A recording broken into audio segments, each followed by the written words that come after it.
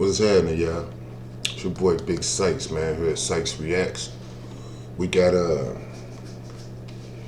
something. We got a different type of video today that we gonna do, man. I ain't even finna rap that much.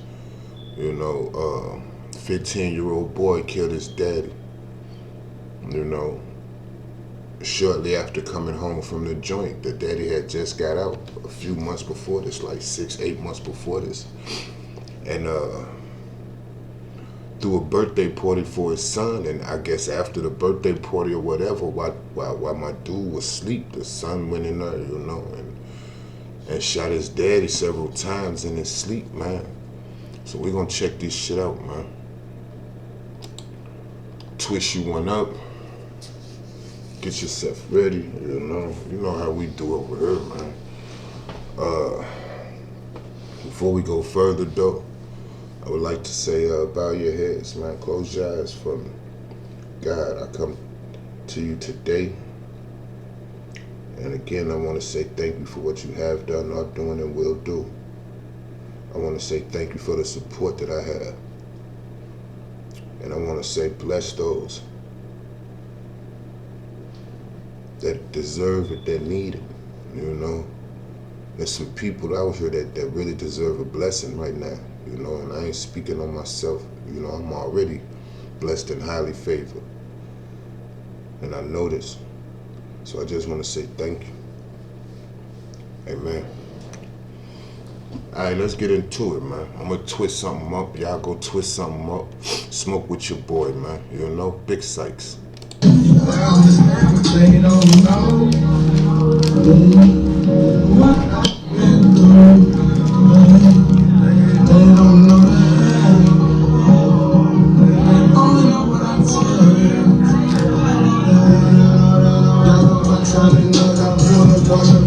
I don't give a give you no give, man. Be thankful, man, that they still here, man. We just lost, man. R.I.P. me, man. We just lost somebody that was a good one. Like, man, people ain't promised a day or more, man. Like, cherish your people, man. Love your people, man.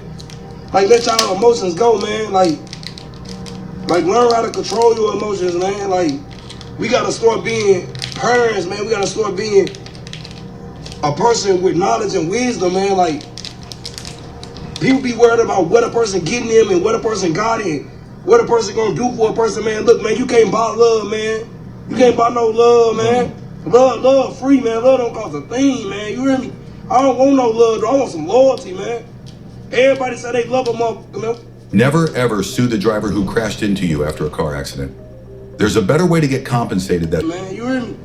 This is 34-year-old Jonathan Brown, known as John, a St. Louis barber and father of 3 whose life ended after his 15-year-old son lost it, not long after his expensive birthday party. On the afternoon of January 7th, 2026, just before 5 p.m., St. Louis County Police were called to a home in the 10800 block of Glengarry Road in Glasgow Village, St. Louis, Missouri, on a report of a suspicious death. When officers arrived, they found Jonathan inside the residence suffering from multiple gunshot wounds. He was pronounced dead at the scene. Just hours earlier, Jonathan had been doing what he'd been trying to do since coming home from prison, living quietly, staying close to his kids, and rebuilding a life he believed he still had time to fix. He had even recently thrown a public birthday celebration for his oldest son, trying to make up for years he'd lost. Unbeknownst to him, this was the beginning of an unraveling that would cost his life. But for us to understand what really happened, we have to go back to where everything started. This is the life and death of Jonathan Brown.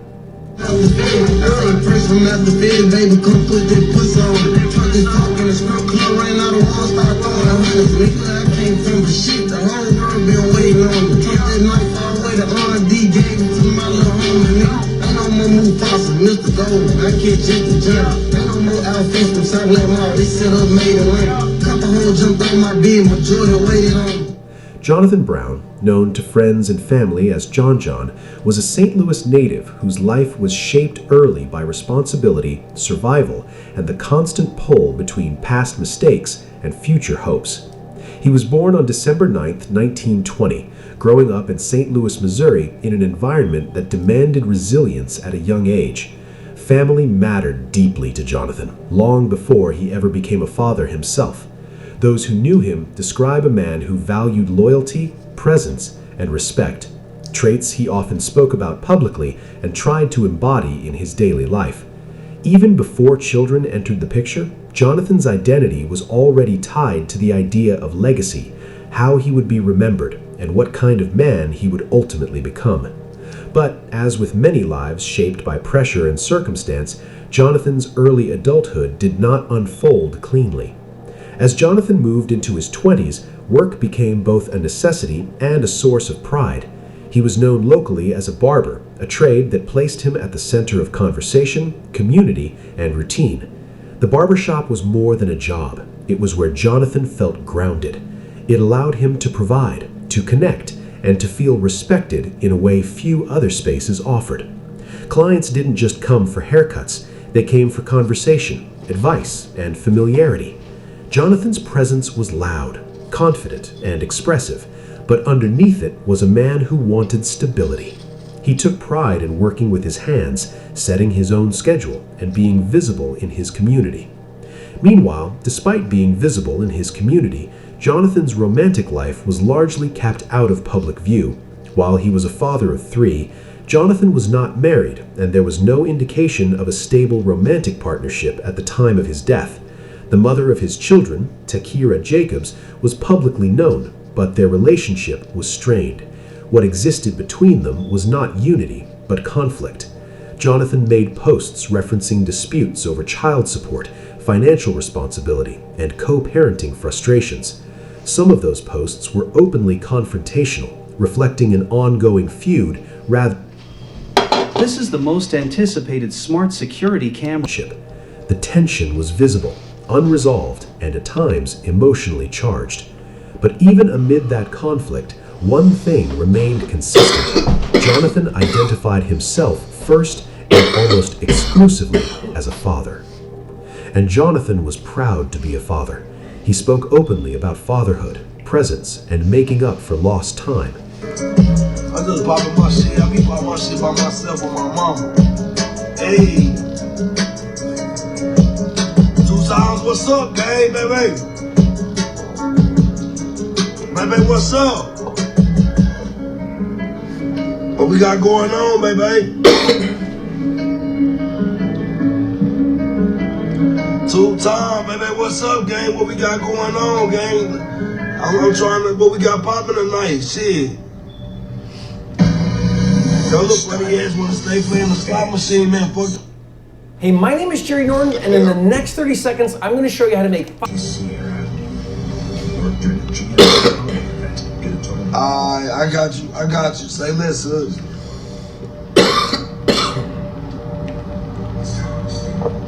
man, fuck that, I'm gonna go on this motherfucker. Whatever beat they give me, I'm gonna go on this motherfucker right now, y'all. Watch this. Listen to it. Because I'm trying to get it. Look, run up the check. I run up the check. Run up the check. Run up the check. I run up the check. I run up the check. I got so many diamonds on my motherfucking neck. I run up the check. I run up the check. I run up the check. Got so many diamonds on my neck. Run up the check. Run up the check. Hey, y'all listen to me. I'm hella humble, niggas be mad for no reason. You niggas hella cheesy and you niggas hella pleasing. Yeah, I'm from the west side where the best be. Niggas talking shit, come and check my fucking recipe. Yeah, nigga, I am an animal. Nigga, hoes and Hannibal. Eat you like a cannibal. Nigga, give me a beat, I eat it, nigga. Yum, yum, yum, nigga. Eat you like some bubble gum, nigga. I need another beat, y'all. I need another beat, y'all. I need another beat, y'all. Okay, here we go. Here we go. Alright, this one right here. This one right here, y'all. Look. This one right here, y'all. This straight off the dome. I don't even rap. I'm not a rapper. I just like to do this shit. Smoke my blunt and go in. Look, I'm finna go in. I tell a nigga I'm hella hard. Yeah, I got like 30 bars. Yeah, I'm finna be in the one car. Nigga talk it, I'm a star. Yeah, I was born up on the west. Nigga sluts up in my chest. Tests up all up on my neck. Yeah, nigga, I am the best. Yeah, yeah, I'm the coldest. You niggas bold, nigga. Yeah, you niggas told, nigga. Yeah, you niggas rash, nigga. Tap, tag, nigga. Pack, nigga. Sippin' on them packs, nigga. Nigga, you is hella lame. Nigga, you ain't got no game. Nigga, you like to walk the thing. Niggas like to walk the shade. Straight up off the dome, nigga. Keep my fucking throne, nigga. Pit play with Cha-Cha, nigga. He gon' do you wrong, nigga. Nigga, I tell that nigga I'm the motherfucking greatest. I eat a nigga like there's lots of steak on my plate. I say I need a nigga left like a steak. A nigga is a snake and I put him on my plate. I eat him like a steak. Cause nigga, you think I'm stupid. Charge the back door. Now you is a goofy. I tell a nigga I ain't got no goofy. Man, you better stop playing. You look goofy. Okay, I'll get it.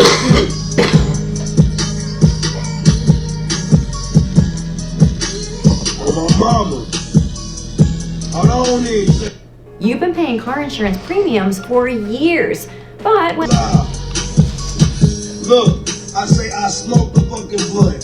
I'm looking on my motherfucking phone. My partner say you might as well call Mr. Lie. I tell a nigga, yeah, I'm hot. Yeah, I'm rapping, I'm in the sky. Yeah, you know where I be at. I tell a nigga, shit, I got the Gucci on, and I'm gon' yeah, I'm be there. I told my mama, go get the house with a pool, with a mansion, with a pool in it. I tell a nigga, yeah, I'm smooth with it. Tell a nigga, groove with it. Hit you with that tool in it. Nigga, yeah, I do with it. I tell a nigga, yeah, I am the best, nigga. Yeah, I'm from the west, nigga. Set it on my chest, nigga. Put your ass to rest, nigga. This ain't no test, nigga. Yeah, I am not a pest, nigga. Yeah, I keep a vest, nigga. I keep that tech, nigga. Aiming at your neck, nigga. Now your whole body dripping. Now your whole body leaking. Now you tweaking. Now you geeking for peel. You niggas hella broken lane. Talking about some squeals. Man, y'all better stop playing, boy. I get on this bitch, boy. There was no public narrative of marriage, no social media presence centered around a partner, and no indication of a domestic relationship at the time of his death. Instead, Jonathan framed his life through one lens above all others, and that lens was fatherhood. But before he could fully step into that role, there was something else he had to confront, because long before Jonathan was a working barber and an active father, he was also a man with a criminal record, one that would eventually alter the course of his life. His criminal history dates back to 2013, when he was convicted of resisting arrest in Missouri, a felony that would follow him for years. That conviction later became significant, not just legally, but symbolically, marking the beginning of a pattern that would escalate, fade. And as time went on, those encounters with law enforcement only intensified. In March 2019, Jonathan's life took a sharp turn. St. Louis police attempted to conduct a traffic stop after observing a vehicle run a stop sign. Instead of pulling over, the driver fled, leading officers on a high-speed chase through residential neighborhoods. The pursuit ended when the vehicle stopped abruptly, and Jonathan, along with another man, fled on foot. What happened next would seal his fate. A witness saw Jonathan discard an object into a trash can while running. Officers recovered the item moments later. It was a firearm. Because Jonathan was already a convicted felon, possession of a firearm carried serious consequences. He was charged with unlawful possession of a firearm by a convicted felon, a federal offense. And when the case reached court, the past rashed right back in. During sentencing, the court determined that Jonathan's prior conviction for resisting arrest qualified as... Yeah, it's like, man, I gotta stop it for a second just to speak on it so far. It's like I can half-ass feel like where this headed type shit, you know? I can half-ass feel it.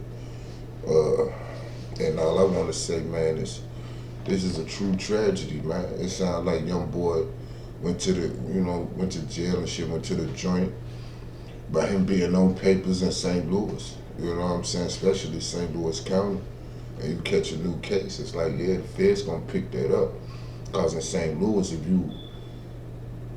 you automatically eligible for like 24 months, 12 to 24 months, if you ain't got a violent felony. You see what I'm saying? If you got a violent felony, then you automatically eligible for 60 months on up.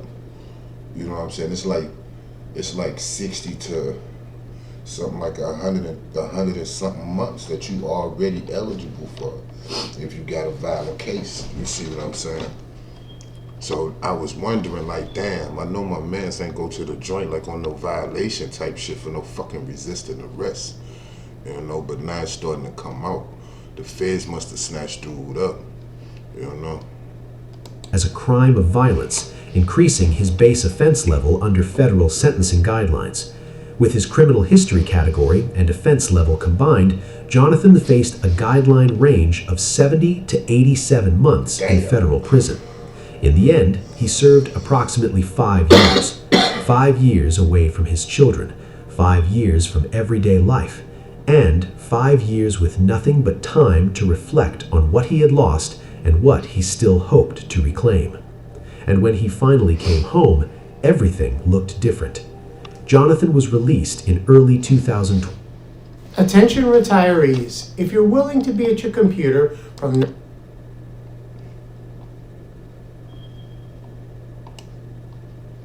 9 a.m. to 10:45 a.m. on most weekdays. His oldest son, who had been 9 years old when Jonathan went to prison, was now a teenager, just weeks from turning 15. The gap between them wasn't just measured in years, it was measured in missed birthdays, missed milestones, and a childhood shaped largely without a father present. Jonathan knew this. He talked about it openly. What you talking about? Nigga, I'm on this, on my mama, and I'm gonna get off this. I got to do. Blue. Hey there. I want everybody, Merry Mother Christmas, you heard me? I've been gone 5 years, man. It's a blessing, man. I don't give give you no gift, man. Be thankful, man, that they still here, man. We just lost, man, R.I.P. Nene, man. We just lost somebody that was a good one. Like, man, people ain't promised a day or more, man. Like, cherish your people, man. Love your people, man. Like, let y'all emotions go, man. Like learn how to control your emotions, man. Like, a person with knowledge and wisdom, man. Like, people be worried about what a person getting them and what a person got in. What a person gonna do for a person, man. Look, man, you can't buy love, man. You can't buy no love, man. Love free, man. Love don't cost a thing, man. You hear me? I don't want no love, though. I want some loyalty, man. Everybody say they love a motherfucker, man. What a loyalty is, man. You hear me? That's why when I'm in the car with my son, I'm in the car by myself. And I'm gonna show you how I be on my baby. My car by myself with my slushy. That's all I'm on, man. Like, for real. Every time I put a nigga in the car with me, it goes sour, man. It goes sour. Every time you try to help a nigga, it goes sour. Hey, I kind of feel that, man. You know? See, I'm kind of like the same way. You know what I'm saying? I'm kind of like the same way where I don't really fuck with too many no more, man. You know what I'm saying? See, I'm viewed in St. Louis through the light, through the eyes of motherfuckers who remember me, and I was a drug dealer. You know what I'm saying? They remember me when I was still shooting at niggas. You know, they remember me when I ain't give a fuck, you know? And see, there's some people out here that still wanna do something to a motherfucker when they see me type shit, you know? So it's like I don't know, man. I just done seen so many back doors, so many double crosses. I done heard about so many motherfuckers that got put down trusting the wrong motherfucker, man. You know? And see, like I had one of them type of mamas where it was me and her. Wasn't nobody else for a long time. It was me and her. And even when somebody else was around, me and her still had our own little inside, you know? I knew how she felt. I knew how she thought. My mama knew how I felt. She knew how I thought. So therefore, it's like I was trained. In a sense, I was trained. You know what I'm saying? For the streets. My mama seen the route I was headed when I was a young nigga. You know, so it's like this story kind of hitting home for me, cause yeah, I've been through a lot. I've been through a lot. But it's like, no matter what I went through, I don't think now one of my kids, you know, ever wanted to kill me. Now I know my sons done, a couple of sons that's been mad at me like a motherfucker. I got a son that really don't fuck with me, you know what I'm saying? And it's like I understand, you know, but I don't think I got a son on this planet that wanna kill me. But in retrospect, it's like thinking about this shit for real. I did want to kill my dad.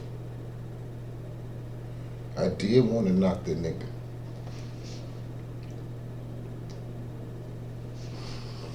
But because of my upbringing, because of my mama, who she was and what she had put in me, I knew that it would never go past a thought, you know? Man, let's rock on now. I was just down on my dick when I came home. I been home. I've been counting my days. Why you counting your days? Man, I'm counting my days because on my mama, it was a struggle when they, like, me waking up, missing my kids, man, wondering if my kids still gonna love me. Man, couldn't wait to get out because I said, I'm gonna act a fool, nigga, on my mama, nigga. 2025 Christmas, I'm gonna act a fool on they. It just ain't happened right with one of my sons, man, but, man, God got me, man. When I'm talking about, Poop don't need no support, man. Like, you think I can take care of 1 and 2, but can't take care of 3? Man, stop it, man. I'm on this right here.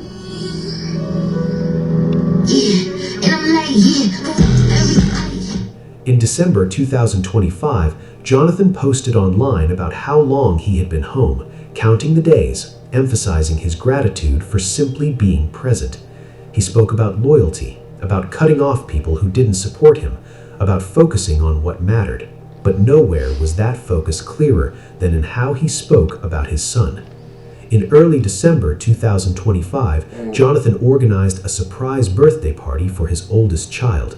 The event was filmed and shared publicly. The room was filled with music, food, laughter, and attention, all centered on a boy who had just turned 15.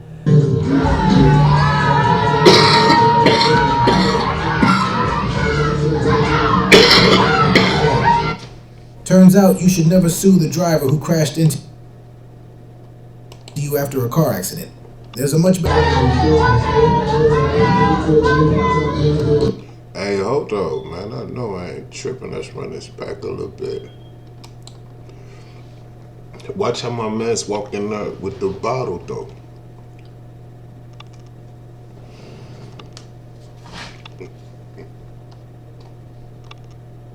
And shared publicly. The room was filled with music, Watch how the young food, boy laughter, with and the attention, bottle, though. all centered on a boy who had just turned 15. Look, in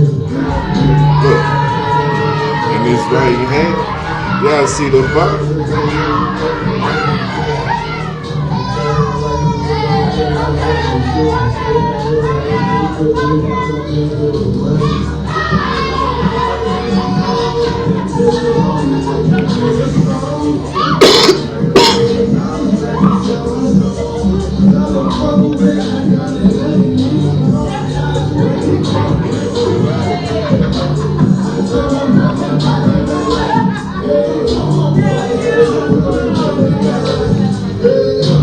Jonathan was animated, proud, loud in his affection, but viewers noticed something else.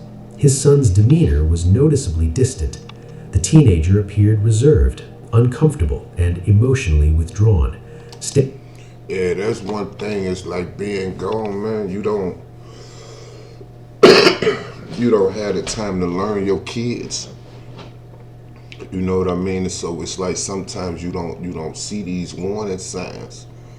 You know what I'm saying? It's like me, when I got, see, first and foremost, I got a few different sets of kids. And see, my time spent with my kids was, I was on street nigga time. I was the type of daddy where if I ain't had no money for a time span, a week, 2 weeks, a month, and I'm fucked up, I'm on my dick, it's like my kids ain't finna see me for real. If I do come around, come on, let's go to the park, let's this, let's that. You see what I'm saying? It's like,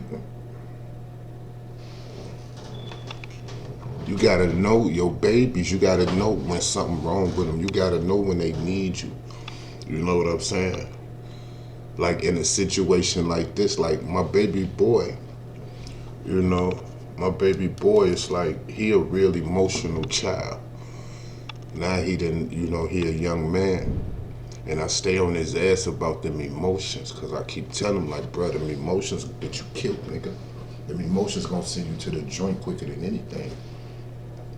But he a real emotional child. And see, they got Sykes blood in them, so it's 0 to 100, like right now. Motherfucker ready to do whatever right now. I got all my babies like that. It's just some control themselves better than others, but I know when something ain't right with the nigga. You know what I'm saying? I know when something ain't right with the nigga. He ain't gotta tell me. This nigga can jump up in my truck, what's up, nigga? And he look at me like, what's up, daddy? Or say whatever he gonna say, what's up? But it's like I can tell him his body language. I can look at him. I can look in his eyes. I can see the expression on his face. I can tell by when he jumped in my truck, the first couple of things he did. I can tell if something wrong with one of my babies. So it's like in this situation, somebody dropped the ball because somebody wasn't drawing off little man's demeanor. Little man's demeanor tell you something ain't right, Standing apart from the celebration meant for him. While Jonathan tried to engage him, hyping him up and encouraging him to speak, the response was muted. At the time, it was easy to dismiss. Do you have a car? And do you have a clean driving record?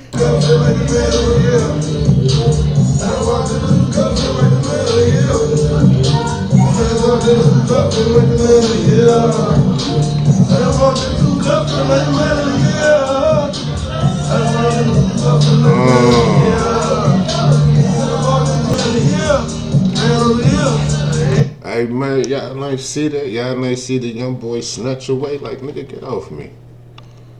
You see what I'm saying? Young boy don't like his daddy, shit. Watch the mama. When the mama come out, let's run this back a little bit, man.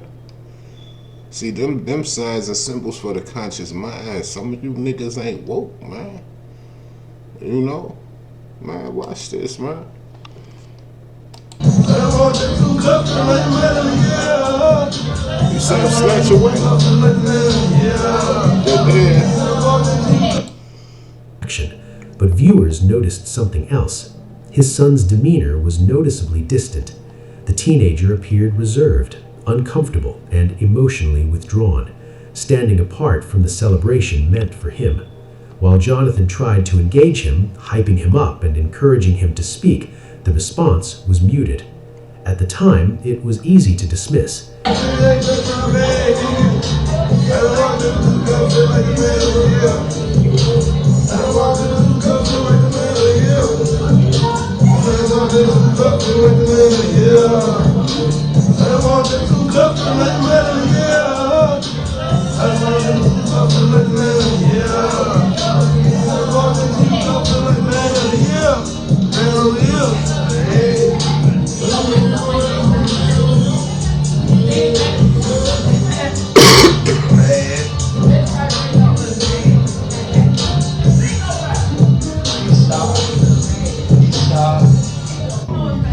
Hey, Daddy, I got something for you. Come here.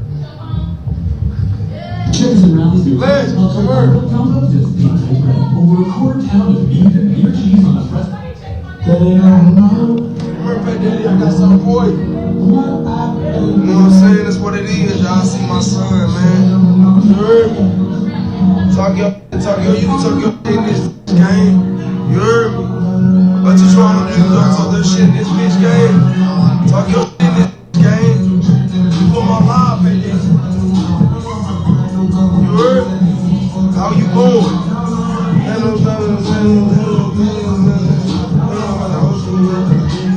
Teenagers are complicated. They ain't that motherfucking complicated. You know what I'm saying? They ain't that complicated, man. It's something that's not being said in this situation. I'm not sure what it is because I don't know these people. But it's something that's not being said in this situation, man. That little dude got something on his chest. Anybody that's looking in that direction can look and tell it's something on little man's chest. And whatever it is, it's with his daddy. I don't know if dude forced, maybe he grabbed little man's up at his mama's house, forced him to live with him or something. I don't know what it is. I just know little man demeanor ain't, the way he walked over there. Like, man, what the fuck this nigga want, man? Then when he got in the room, he just said, I got something for you. When he got in the room, he looked around, looked at his daddy. Daddy like, come on, talk your shit, gang.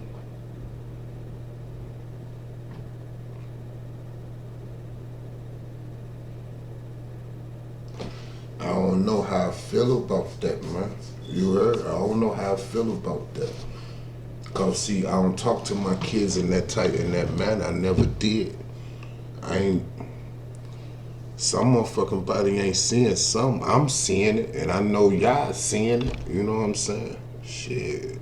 Reunions after long absences are not always easy, but in hindsight, that moment carried weight because it showed something Jonathan may not have fully seen yet, and that was the quiet tension building beneath the surface.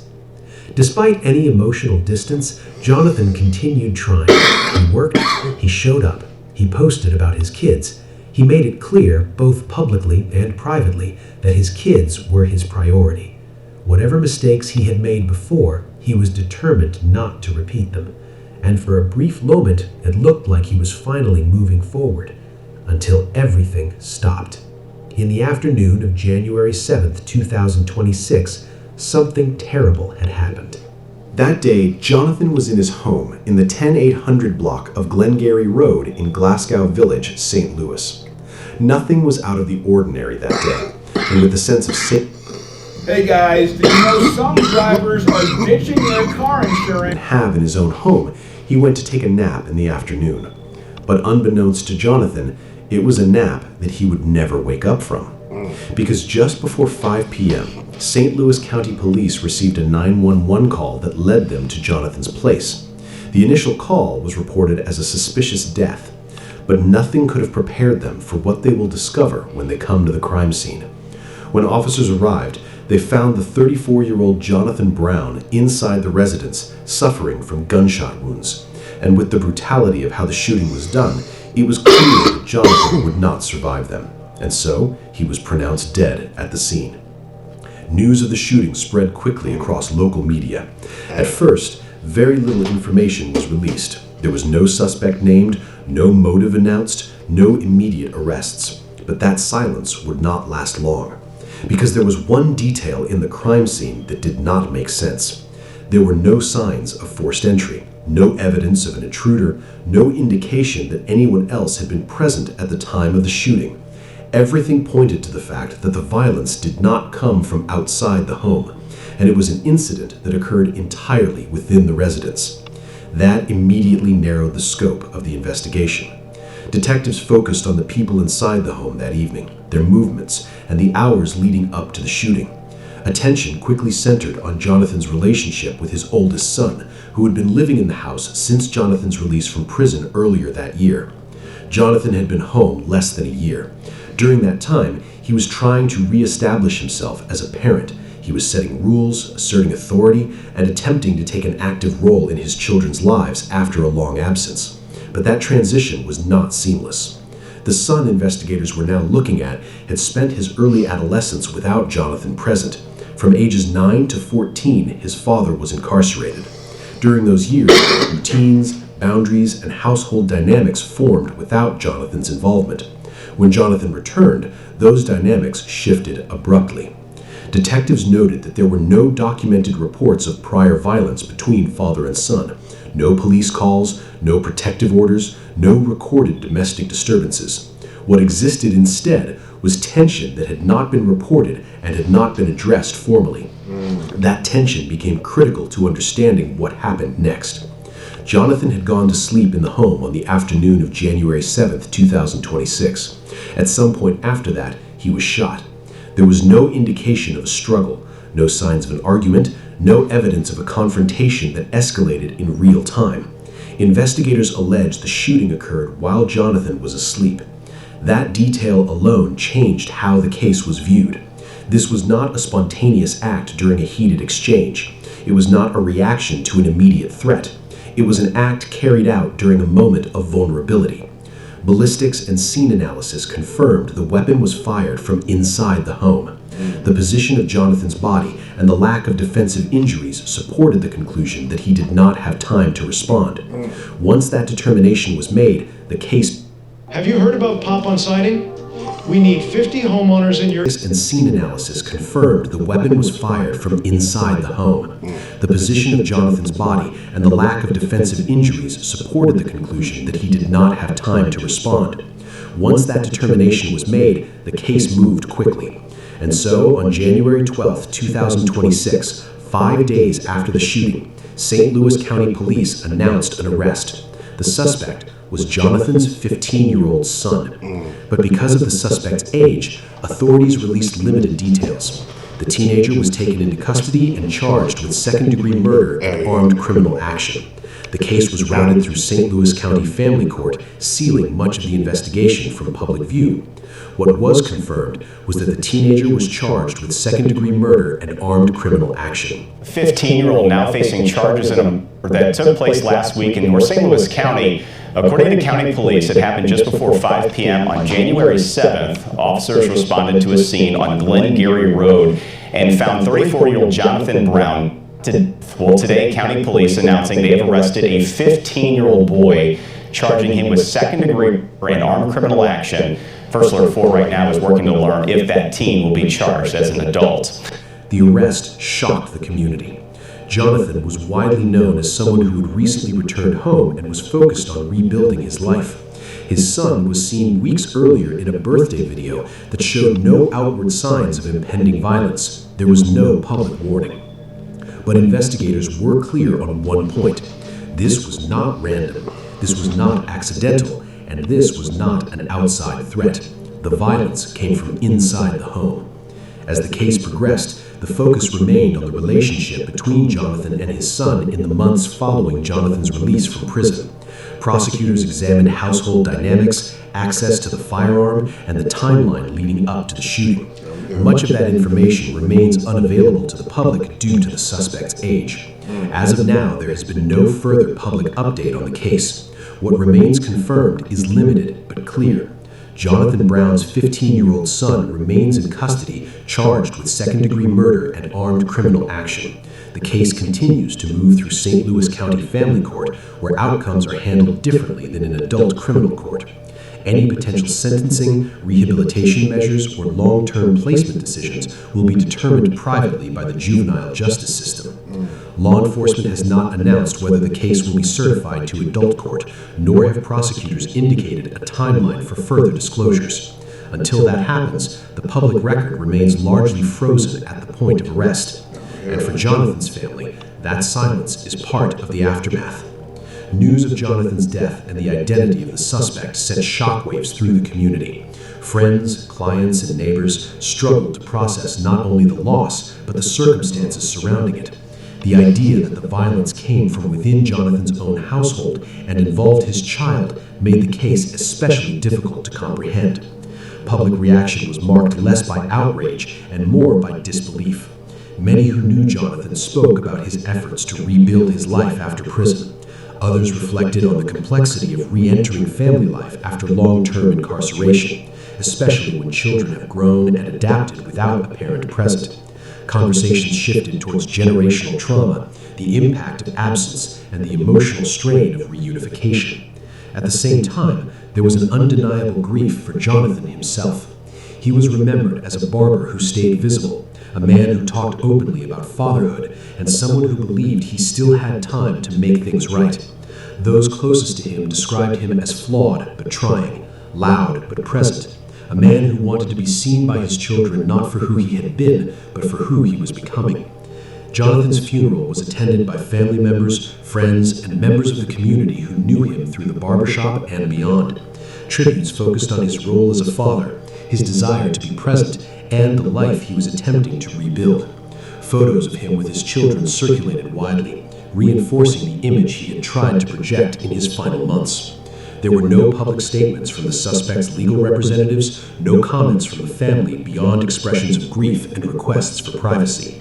And so, the case sits in an unresolved space. Jonathan Brown is gone. His son's future is now in the hands of the juvenile justice system, and the questions that linger about absence, reintegration, and what happened inside that house may never be fully answered in public. What is clear is that this was not a story of strangers or chance violence. What do you think about it? Let us know what you think in the comments below. And if you found this story... Man, it's a cold motherfucking game right here, man. My condolences to that man's family. My condolences to that baby. Hey, man. God damn, boy. This is the most anticipated smart security camera of the year. No internet connection needed. No wiring or What's wrong with Kwame? He talking mad crazy.